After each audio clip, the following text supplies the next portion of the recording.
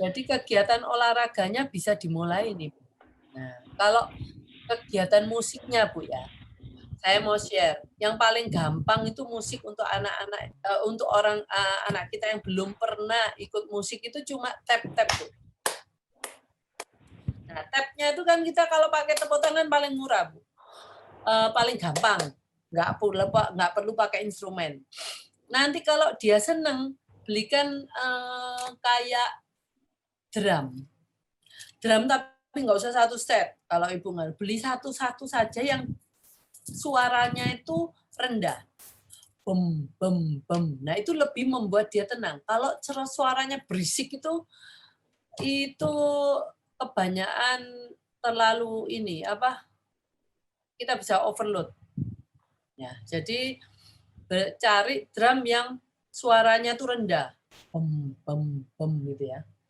Nah, itu Bu, Ibu mulai sekarang. Jadi anak Ibu dikasih stimulasi secara fisik, Ibu sudah kasih stimulasi secara akademis, dia bisa menulis-nulis, saya enggak tahu menulis apa, tapi mungkin Ibu menulis buku harian.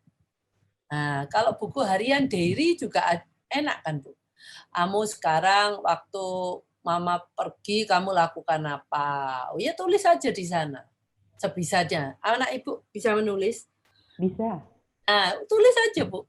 Jadi itu lebih fungsional. Atau Ibu sekarang bisa, kalau dia bisa menulis, bisa membaca, kasih kegiatan yang fungsional, Bu. Mungkin sekarang ini dia sukanya apa, tuh, Bu? Sukanya lihat HP itu lihat apa? YouTube atau yang kalau YouTube apa yang dilihat dia? Mungkin di situ dia sebenarnya sambil belajar ya, Bu. Karena pada akhirnya dia bisa buat blog. Blog. Jadi, Blog ya. pada akhirnya dia bisa buat blog walaupun isi blognya itu sendiri masih ngawur, tapi dia bisa buat blog. Dia lebih suka foto-foto gitu ya, foto-foto kemudian di screenshot, kemudian dia semacam seperti membuat semacam kalender foto gitu. Kalender foto. Iya, seperti buat semacam apa itu? Kalau tempat foto itu Bu, album ya, album. Oke. Album. Itu Bu, dari sana kita tuh kan mikir anak Ibu udah 17 tahun. Kita semua pasti mikir pada akhirnya anak saya itu mau dikasih kerjaan apa, gitu kan. Nah, anak Ibu kan suka foto. Dia, foto itu sesuatu yang kita perlukan. Ya, sekarang mungkin Ibu bisa memikirkan, dia suka screenshot. Tetapi sekarang bisa pesan enggak? Seperti saya sama Nabila, saya carikan W sitting atau sama terapen. Nah, itu dia bisa nyarikan, cari dong. Bantu Mama. Kan kita punya banyak keperluan ya, Bu ya. Jadi kita sudah mulai atau dia bisa carikan artikel mengenai ini. Nah, jadi kita itu berikan kalau anak kita sudah bagus satu skill ya. Ibu tolong majukan ke depan dan jangan lupa kita berpikiran menuju ke fungsional yang nanti bisa dihargai oleh orang-orang lainnya. Kalau kita sebagai ibu pasti menghargai apapun yang dilakukan oleh anak kita. Tapi kita kan harus mulai berpikir apa dari kegiatan yang dia suka ini, bagaimana membuat kegiatan itu fungsional dan dihargai oleh orang-orang di sekitar kita. Itu, Bu. Jadi saran saya untuk Bu Rosnawati Deski, Ibu postur itu anak Ibu harus mulai dilatih olahraga atau stretching aja tuh, Bu. Stretching, Bu. Iya. Iya toh? Nah, kedua, sekarang biasanya anak-anak itu senang musik. Iya, senang musik, Andra senang musik. Ya, itu musiknya diarahkan, Bu. Nah, kamu suka musik. Nah, sekarang kita ngomong untuk kesenangan pribadi kamu, untuk kamu bisa calm down, ya Ibu mungkin dia kalau sebenarnya sudah high functioning, dia mungkin bisa belajar musik yang nggak cuma ritme aja, mungkin lebih bisa juga melakukan sesuatu gitu. Nah, saya lihat yang paling gampang itu memang dengan drum, karena itu motorik kasar. Nah, kalau anak ibu sudah bisa motorik halus, mungkin ibu bisa kasih cobakan musik dengan motorik halus. Seperti kalau anak saya sih piano. Piano tuh jauh lebih gampang daripada gitar. Kalau menurut saya. Karena cuma menekan. Kalau gitar itu memetik gitu loh. Itu motorik halusnya itu kebangetan lah. Itu anak saya sampai sekarang itu sudah bisa memetik, tapi memetiknya nggak sempurna. Tapi ya nggak apa-apa, go ahead terus saja. Asal gurunya kan bagus dan nggak bosen ngajar anak saya. Yang terakhir itu anak saya belajar drum. Benar-benar drum yang satu set itu.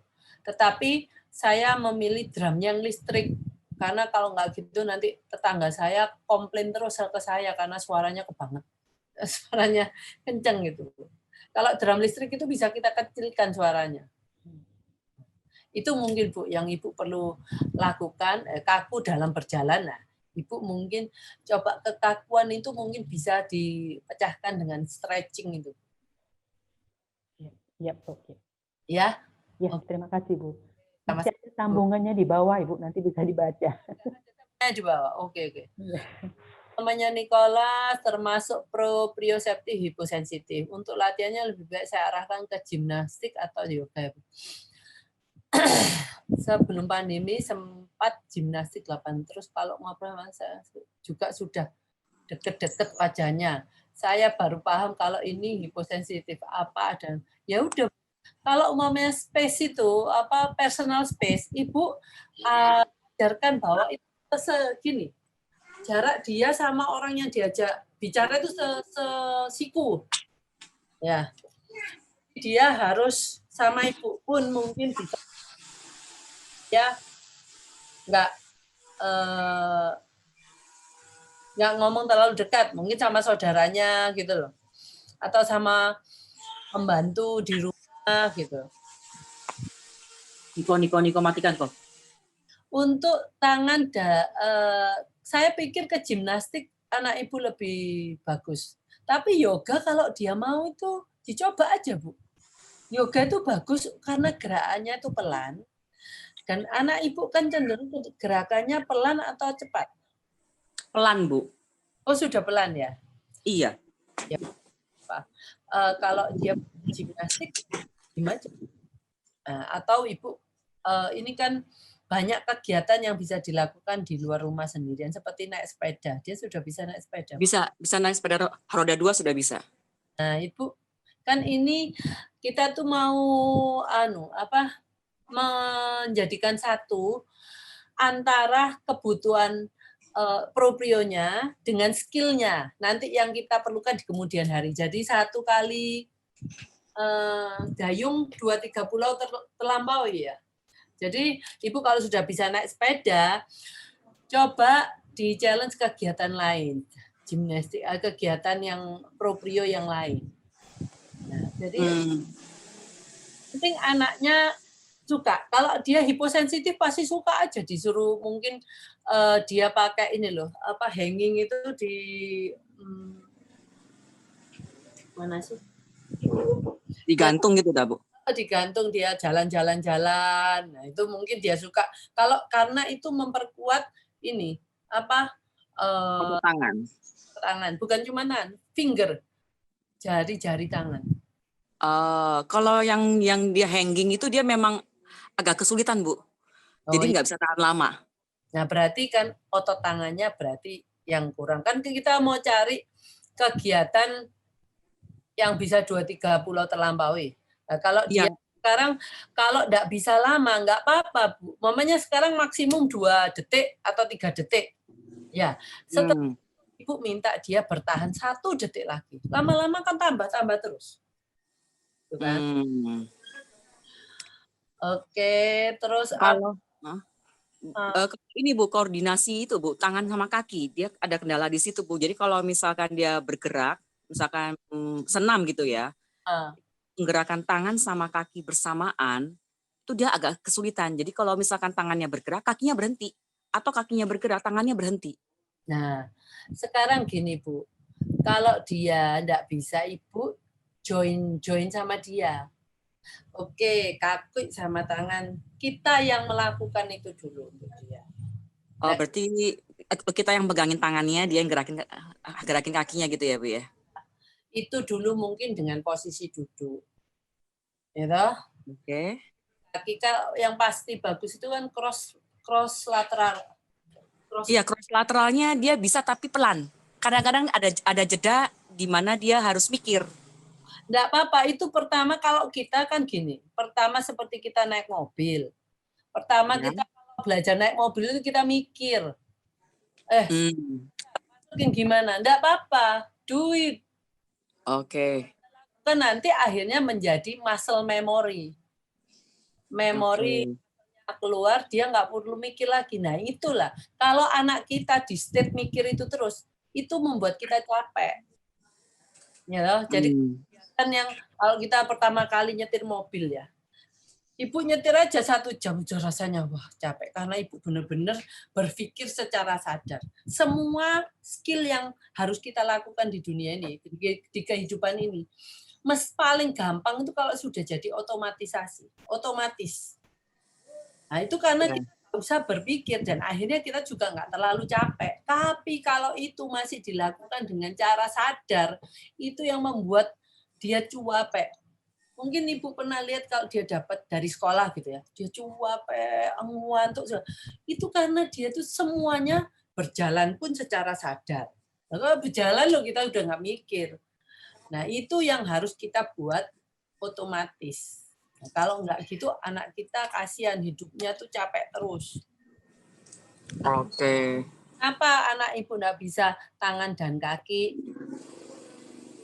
masukkan di area ini gerakan apa gerakan proprio yang di area tangan dan kaki, sendi tangan dan sendi kaki. Jadi dia itu aware itu tempatnya kaki. Seperti tadi wheelbarrow walk gitu. Iya, iya. Nah, buat tangan toh. Kalau kaki waktu dia bisa mungkin lompat kalau pakai apa sih? Apa sih itu yang buat lompat? Trampolin. Trampolin kan dia Ya. dua-duanya. Sekarang separate kan kanan kiri. Ya toh, dia bisa mana yang kanan, yang mana yang kiri. Nah, ibu bisa mungkin dia lompat ke kanan, lompat ke kiri. Kan pasti waktu lompat itu kan kakinya nggak mungkin kalau kita ke kanan terus kita pakai kaki kiri, gitu kan? Seperti itu. Jadi dia aktivitas dia bisa discriminate left and right, meskipun dia mungkin nggak tahu yang kanan yang kiri. Mungkin kasih left and right-nya cuma pakai.